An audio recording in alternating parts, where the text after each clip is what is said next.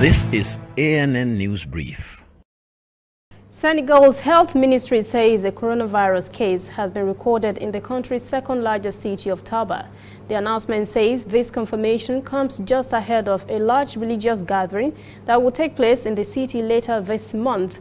Officials say the patient is being treated in Dakar.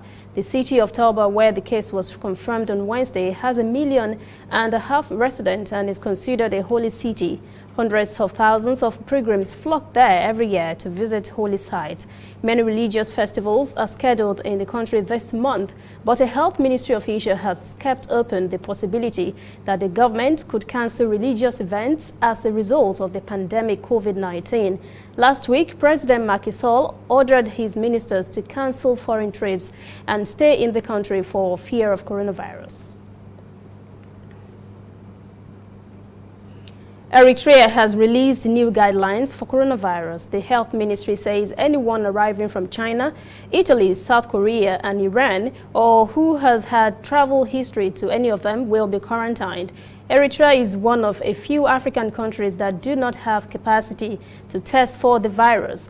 But it is not the only country that has resorted to quarantining persons from specific countries. The Democratic Republic of the Congo has announced similar measures. Eritrea has no recorded coronavirus case.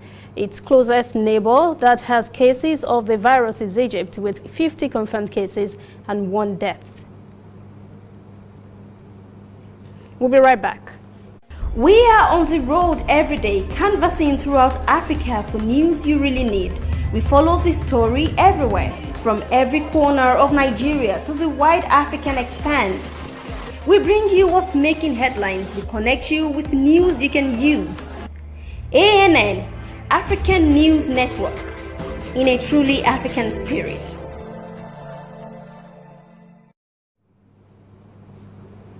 Burundi's presidential, parliamentary and municipal elections are set for late May, but UN investigators are warning that the polls could be compromised by increasing repression of political opponents.